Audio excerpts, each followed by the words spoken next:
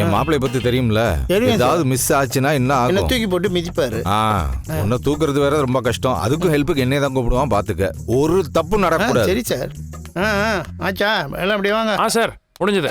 என்ன வேலை எல்லாம் நடந்துட்டு இருக்குல்ல? அப்பா, நடக்குது. உன் தம்பி கல்யாணம் நடக்கிறதுக்குள்ள நான் தான் துரும்பா இழைச்சிருவான் போல் இருக்கு. அதான் நம்மளுக்கு ஒரு அடிமை குடும்பம் சிக்கி இருக்கே, அவங்கள செய்ய சொல்லுங்க. யார சொல்ற? சந்திரனையா? பின்ன ஒரு பைசா செலவில்லாம பொண்ணு கொடுக்க போறான், வந்து செய்யட்டுமே. கரெக்ட். எனக்கு ஒரு அசிஸ்டன்ட் அடிமை சிக்கிட்டான். வா போலாம். வாங்க.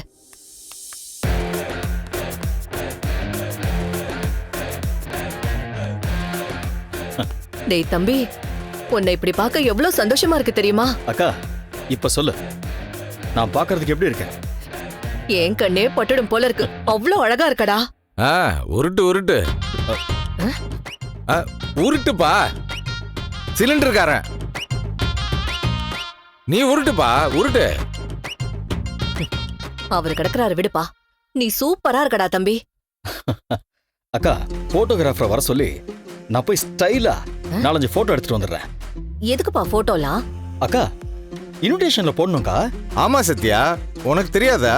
இப்பெல்லாம் ப்ரீ வெட்டிங், ஆஃப்டர் வெட்டிங் அப்படின்ட்டு கடல், மலை, வானம், ஹெலிகாப்டர்லாம் தொங்கி போட்டோ எடுக்கிறாங்க.